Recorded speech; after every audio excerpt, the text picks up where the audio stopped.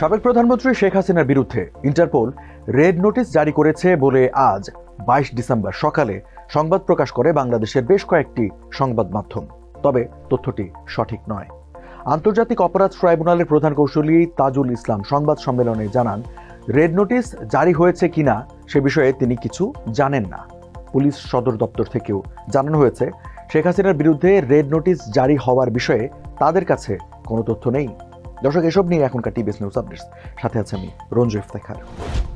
The business স্ট্যান্ডার্ডকে দেওয়া সাক্ষাৎকারে police সদর দপ্তরের মিডিয়া উইংয়ের অতিরিক্ত মহাপরিদর্শক এনামুল হক বলেন, আমরা কয়েকদিন আগে শেখ হাসিনার গ্রেপ্তারের জন্য রেড নোটিশ জারির অনুরোধ জানিয়ে ইন্টারপোলকে চিঠি দিয়েছি। তবে নোটিশ জারি হওয়ার ব্যাপারে এখনও কোনো তথ্য পাইনি। ইন্টারপোলের অফিসিয়াল ওয়েবসাইটেও রেড নোটিশের তালিকায় শেখ হাসিনার নামের কোনো উল্লেখ পাওয়া যায়নি।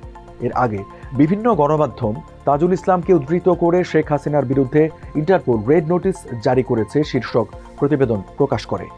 ইন্টারপোল বর্তমানে মোট 6,656টি পাবলিক রেড নোটিশ জারি করেছে। এর মধ্যে 63টি রেড নোটিশ বাংলাদেশি নাগরিকদের বিরুদ্ধে। ইন্টারপোলের রেড নোটিশ হল সদস্য দেশের আইন প্রয়োগকারী সংস্থাগুলোর কাছে একটি অনুরোধ, যা কোনো ব্যক্তিকে খুঁজে বের করা এবং তাকে সাময়িকভাবে গ্রেপ্তারের জন্য করা হয়।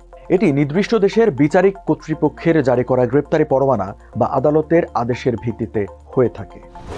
গত 12 নভেম্বর আন্তর্জাতিক অপরাধ ট্রাইব্যুনালের প্রধান কৌঁসুলির দপ্তর থেকে শেখ হাসিনার গ্রেপ্তার ও প্রত্যাবাসন নিশ্চিত করার জন্য রেড নোটিশ জারির অনুরোধ জানিয়ে ইন্টারপোলকে একটি চিঠি পাঠানো হয়। দর্শক, এই ছিল এখনকার টিবিএস নিউজ আপডেটস। আর সংবাদ ও বিশ্লেষণ জানতে টিবিএস এর সাথেই থাকুন।